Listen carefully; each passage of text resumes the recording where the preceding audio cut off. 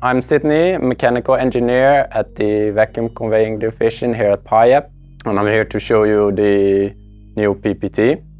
This is an upgraded version building upon the previous model.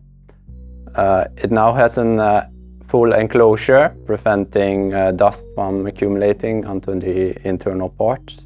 On the top of the cover, the face markings are now engraved, as well as the Piab dots.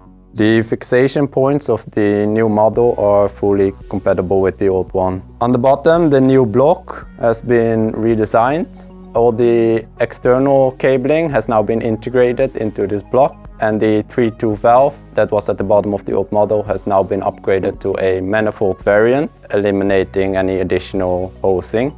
On the side is a small hose that can be used together with batch volume optimization.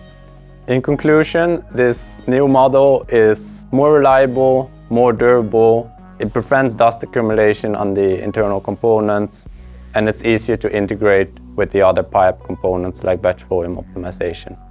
To learn more, visit our website.